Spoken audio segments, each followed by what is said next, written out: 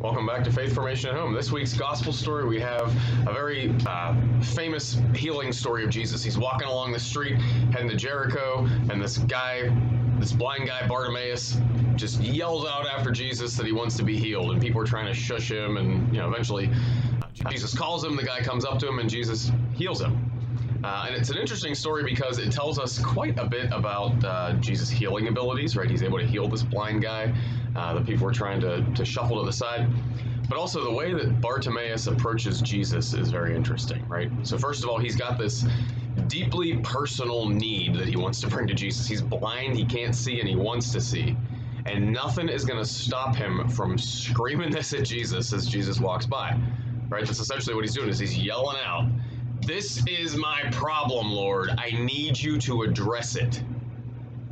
How often do you pray like that? How often do I pray like that? Right? Do we yell out at Jesus, "This is my need, and I expect you to do something"? Right? That's kind of the lesson from this gospel, is presenting our needs to Jesus in an authentic way. They don't have to be with these fancy, theologically accurate words. There's great prayers in our tradition, and those are wonderful things, and they help us out when we don't have words to say what we need to say. But you can also just pray from the gut, or pray from the heart, maybe more accurately. St. Therese of Lisieux said that prayer is just a surge of the heart that embraces both joy and sadness and suffering. So sometimes when I'm praying personally in my own life, I'm not using any words, I'm not using traditional prayers, I'm just kind of feeling at God.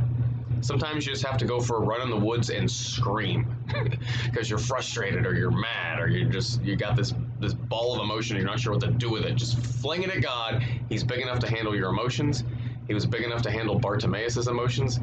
He healed Bartimaeus. I wonder what he wants to do in your life with your need. This week's Bible story for our little ones from the Jesus Storybook Bible is the warrior leader, Joshua and the Battle of Jericho. Right, very famous story.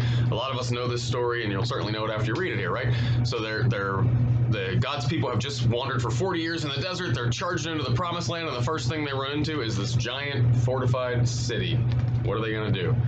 And God tells them, "Don't use your swords. I want you to march around the city, blow trumpets, dress up your priests, carry the Ark of the Covenant, and then go hang out in your camps." And they do this for 7 days, right? What are they doing here? This is crazy. What are they doing? It's a liturgical procession, right? If you read the description in the Bible, it's not always in the Bible storybooks, but in the Bible, you've got priests in liturgical garb, you've got candles, you've got trumpets, which was kind of the Old Testament version of a pipe organ, right? You've got church music, you've got church people in church clothes doing a churchy thing, walking in a procession.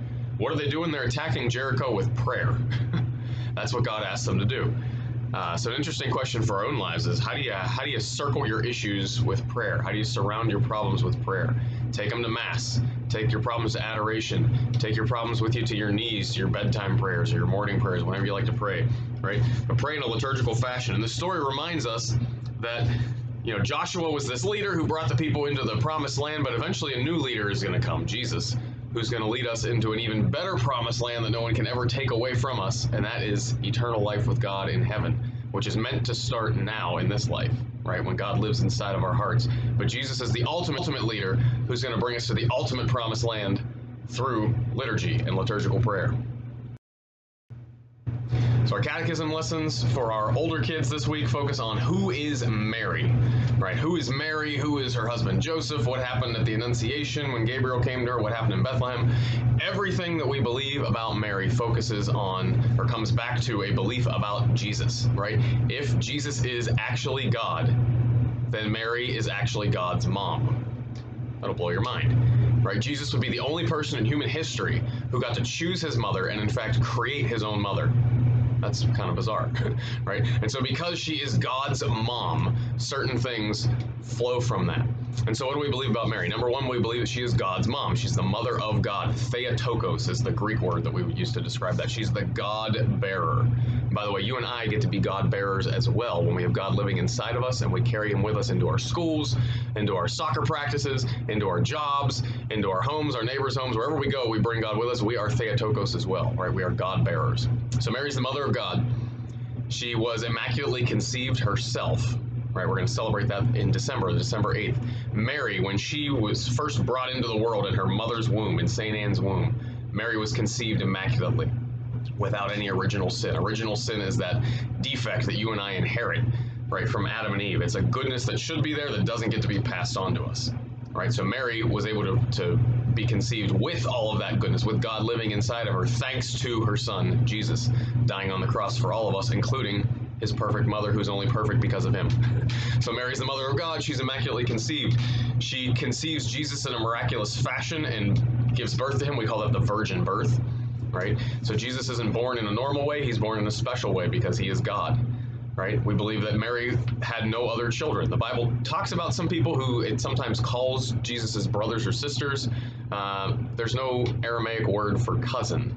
So instead of saying my mother's sister's son, I just say, he's my brother, right? There was this kind of loose Near Eastern terminology for close family. They just said brother, right? So the Bible identifies some people as Jesus' close family, but the Bible identifies nobody as Mary's child other than Jesus.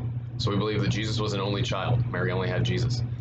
At the end of Mary's earthly life, her body and soul were assumed into heaven, right? Because she is a walking, breathing tabernacle, right? And we know from modern science, when a mom bears a child, she keeps some of that child's cells in her body for the rest of her life. So for the rest of Mary's earthly life, she had tiny cells from Jesus inside her body. So it makes sense that God wouldn't let that body decay on earth.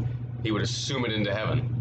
Right? And so Mary's in heaven now. What is she doing? She is seated at the right hand of Jesus as the queen of heaven and earth, which means she is our mother. She's our intercessor. She's praying for us, and she's asking Jesus to give us good things. Those are some cool things that we believe about Jesus.